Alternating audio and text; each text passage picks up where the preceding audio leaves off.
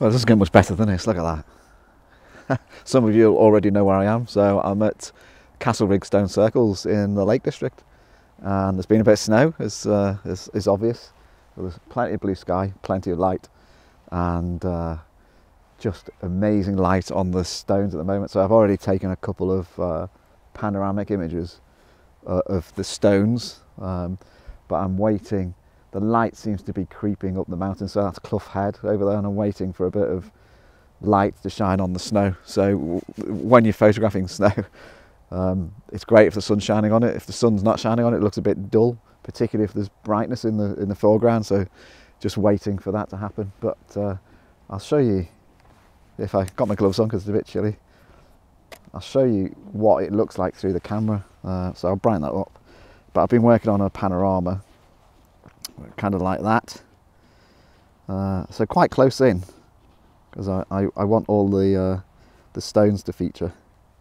But I've used hyperfocal calculation, because obviously on an image like this you want the stones and the mountain in focus. So check out my video on hyperfocal distance. So essentially what I've done is I've focused on a spot about 1.5 meters in front of the camera. That should give me a big depth of field, so the stones and the mountain should be in focus. And one thing when you're photographing in snow, if you're around the camera will look at this scene, for example, and try and turn everything into kind of one tone. That's how the camera works. It tries to equalize the tones. It's challenging with snow and rocks. So don't be frightened of it when you're taking pictures in snow of there being blown highlights, because we're quite used to. If you look over there now, there's that dog running over there. But if you look over there now at the snow, it's bright, it's blown out. That's the way we accept seeing snow. So don't worry about being kind of bright patches of snow, because that's a natural way we see it. We don't see snow in bright sunlight as a kind of a grey. So the light seems to be climbing. Look at that, the view down there. It's just amazing. So just waiting for some light, and then when we get that light I'll come back. But I'm here this afternoon, and then I'm staying over with my good friend Pete, and be doing some more work tomorrow, so I might get 2 or 3 films out of this. So while I'm waiting for the light, which is just starting actually, I've come over closer into the circle of stones, and I'm working on kind of an arch. It's obviously a circle, so I'm working on this arch of the stones. So I'll show you the setup. So we start here with the stones in the bottom right hand corner, and they curve round about midpoint, and then I've got sorry, I've got my gloves on.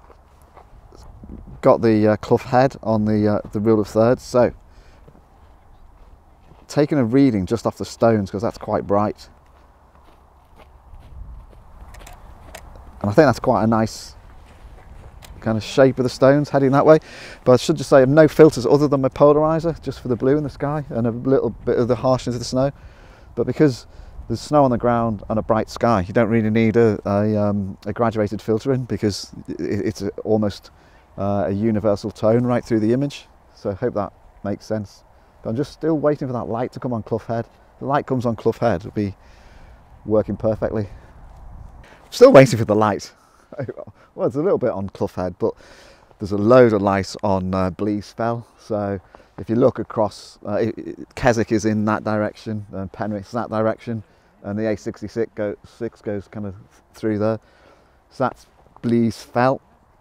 And what I'm doing now is I'm trying to get Blease Fell with some of the stones in the background, so another portion of the stones. I think probably I'm not going to, so the camera's suggesting I should go down to there, but I'm actually trying to capture some of the light on the stones. So I just compensated a little bit. I think that'll get quite a nice exposure. One of the challenges I've got at the moment is when the sun comes out brightly, because I'm here, my shadow is falling in front of the camera, and the shadow of the camera and the tripod, so it's a little bit of an issue. Might have to do some jiggery pokery. I think one of the issues that when people come to a place like Castlerigg Stone Circles, it's not only there's kind of loads of people wandering around, but they try and capture the whole thing in one go. And now I know I've done a panorama, but they try the whole thing and then leave. But actually, if you get a bit closer into the stones and examine kind of just portions of the stones, which hopefully I'm doing, but ooh, nice light now on Clough Fell, but none on the stones. But sun's coming in out of the clouds, so I'm going to persevere. Beautiful, absolutely beautiful. I'm going to put my gloves back on. So I'm just laughing because there's a guy there with his son on his sledge and the dog's pulling the sledge. Don't think the dog's too keen. Anyway, I've come away from the circle a little bit because I want to, although I said previously people try and get the whole thing in at once, what I wanted to do is get a sense of the circle and its landscape. So you can only do that by coming away, and as you can see at the moment, just amazing light on the circle. I'm going to take a photograph. What isn't amazing is there's a bank of cloud over Clough Head, but the cloud's moving that way and the sun is getting quite low, so I think might get some nice light and illumination. So I'll just show you the composition because I think it's important. There's a lot of obviously white snow in the foreground, so I've got sorry, I'll take my glove off. I've got the stone circle on my bottom rule of thirds, and then Clough Head is in the middle.